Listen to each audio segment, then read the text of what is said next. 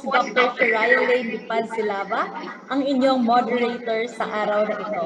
Maligod kong binabati ang lahat sa culminating activity para sa Oral Health Month na inihanda ng Department of Health, University of the Philippines College of Public Health, Philippine Dental Association, and Johnson & Johnson Philippines, sama-sama, tulong-tulong para sa Orally Fit Pinoy.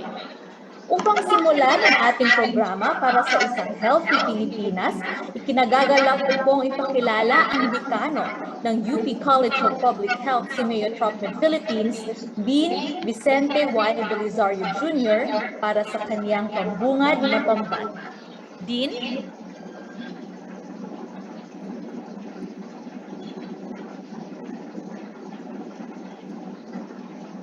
Kaya, maraming salamat. Naririnig mo ako? Yes po, Dean. May I start my video? I'm not allowed to turn on my video.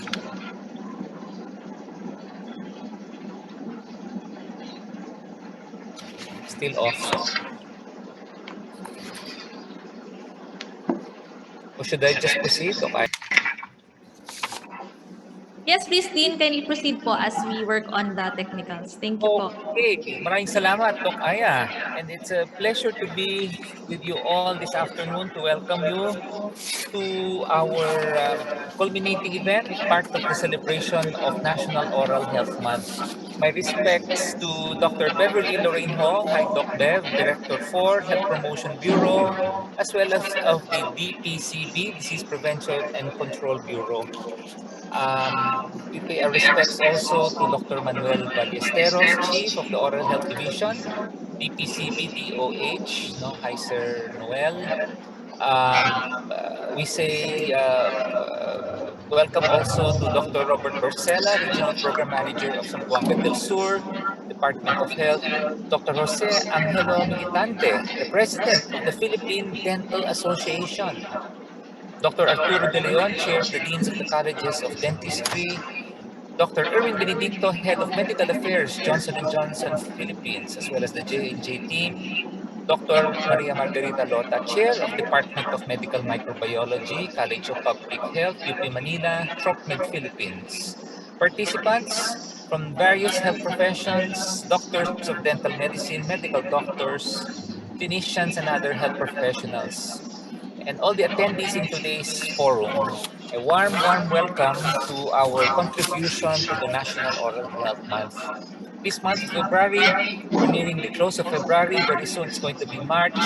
We emphasize the significance of oral and dental care for this month.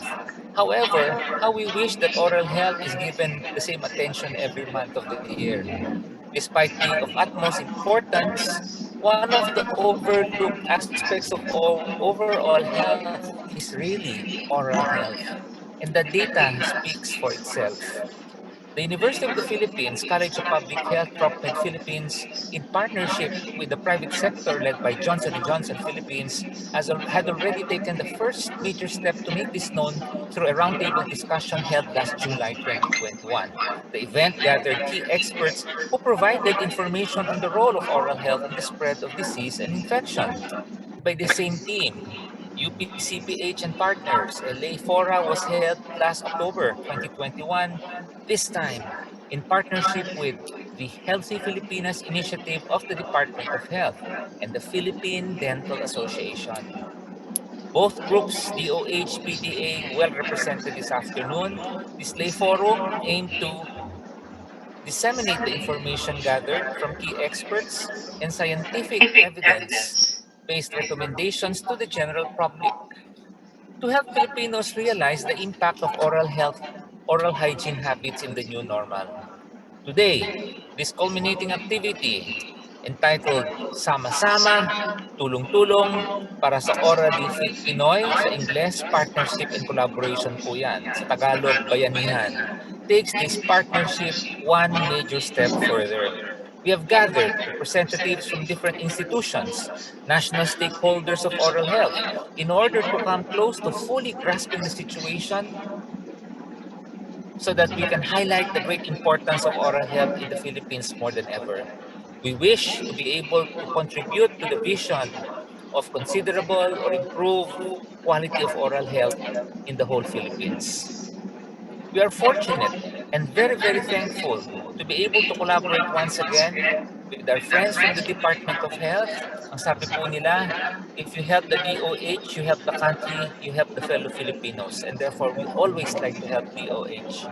We're also thankful and quite privileged to have been working closely with the Philippine Dental Association, as well as our crucial partners in the private sector led by Johnson & Johnson Philippines. Thank you very much, participants and attendees in this afternoon's forum. A special thanks to our speakers and presenters. Enlighten us, inspire us, and move us to action. We hope to be able to contribute to further enrich the discussions, providing the public with the interventions to properly maintain oral health, achieve it, and give insight to the current oral health programs and onward to better oral health in the Philippines. Wishing one and all a very successful event this afternoon. Isang mapagpalang hapon po sa ating lahat. Over, Dr. Aya. Maraming salamat po, Dean Belisario. Ngayon, ikinagagalak ko naman pong ikilala ang Direktor ng Health Promotion Bureau and Disease Prevention and Control Bureau ng Department of Health, si Dr. Beverly Ho, para ibigay ang mensahe galing sa DOH.